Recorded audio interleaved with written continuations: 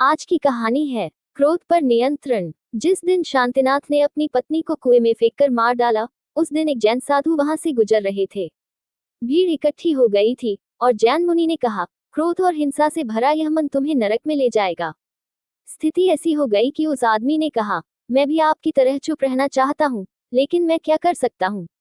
मुझे कुछ नहीं आता। जब क्रोध मुझे पकड़ता है तो मैं लगभग बेहोश हो जाता हूँ, और अब मैंने अपनी ही प्यारी पत्नी को मार डाला है। जैन भिक्षु ने कहा, इस मन को शांत करने का एकमात्र तरीका, जो क्रोध और हिंसा और गुस्से से भरा है, दुनिया का त्याग करना है। जैन धर्म त्याग का धर्म है और सबसे बड़ा त्याग तो कपटों का भी है। जैन भिक्षु नग्न रहते हैं क्योंकि उन्हें वस्त्र भी रखने की अनुमति नहीं है। वह आदमी बहुत घमंडी किस्म का था और यही बात उसके लिए एक चुनौती बन गई।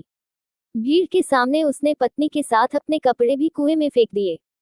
सारे गांव को विश्वास नहीं आया, यहाँ तक कि जैन मुनि भी थोड़ा डर गए। क्या वह पागल है या कुछ और?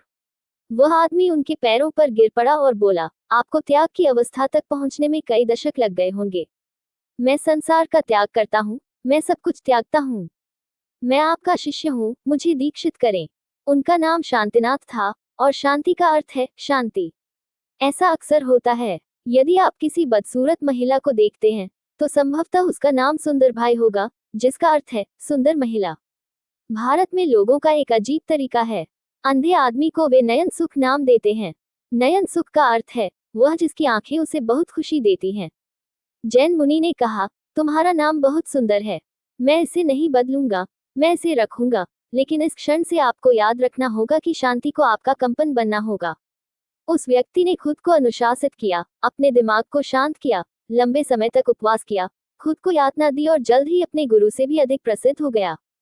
क्रोधी लोग, अहंकारी लोग ऐसे काम कर सकते हैं जिन्हें करने में शांतिपूर्ण लोगों को थोड़ा समय लगेगा।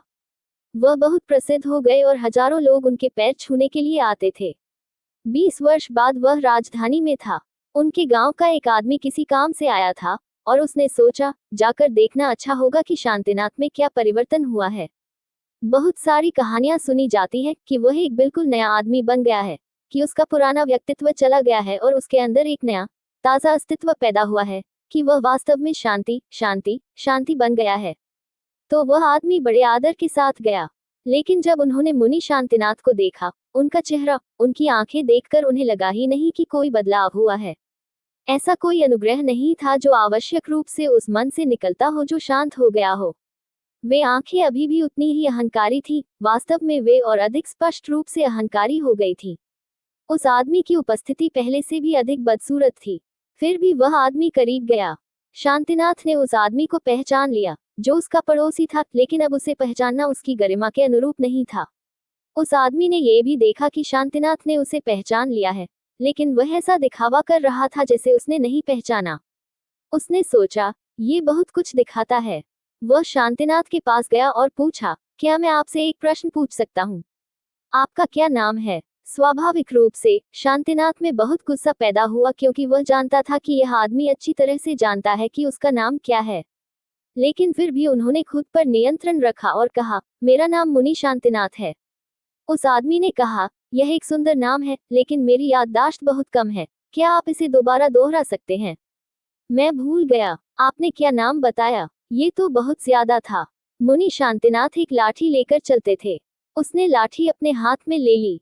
वह सब कुछ भूल गया 20 साल तक मन को नियंत्रित करने के बाद, और उसने कहा, फिर से पूछो और मैं तुम्हें दिखाऊंगा कि मैं कौन हूँ। क्या तुम भूल गए? मैंने अपनी पत्नी को मार डाला, मैं वही आदमी हूँ। तभी उसे पता चला कि क्या हुआ था। बेहोशी के एक ही क्षण में उन्हें एहसास हुआ कि 20 साल बर्बाद हो गए। वह बिल्कुल नहीं बदला है, लेकिन लाखों लोग उसमें महान मौन का अनुभव करते हैं। हाँ, वह बहुत नियंत्रित हो गया है। वह खुद को दबाकर रखता है और इसका फल उसे मिला है। इतना सम्मान, और उस सम्मान के लिए उनके पास कोई योग्यता नहीं है। इतना सम्मान, यहाँ तक कि राजा भी उनके पैर छूने आते हैं। आपके तथाकथित संत नियंत्रित जानवरों के अलावा और कुछ नहीं है।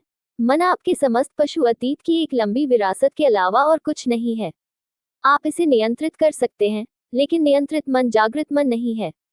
नियंत्रण, दमन और अनुशासन की प्रक्रिया सभी धर्मों द्वारा सिखाई जाती है, और उनकी भ्रामक शिक्षा के कारण मानवता एक इंच भी आगे नहीं बढ़ी है, वह बर्बर बनी हुई है। किसी भी क्षण लोग एक दूसरे को मारने लगते हैं। खुद को खोने में एक पल भी नहीं लगता। वे पूरी तरह से भूल जाते हैं कि वे मनुष्य हैं और उनसे कुछ अधिक, कुछ बेहतर की अपेक्षा की जाती है। ऐसे बहुत कम लोग हुए हैं जो मन को नियंत्रित करने और यह मानने के धोखे से बच सके हैं कि उन्हें नासमझी मिल गई है। नासमझी को प्राप्त करने के लिए एक पूरी तरह से अलग प्रक्रिया शामिल है। मैं इसे परम कीमिया कहता हूँ। इसमें केवल एक ही तत्व शामिल है, वह है निगरानी।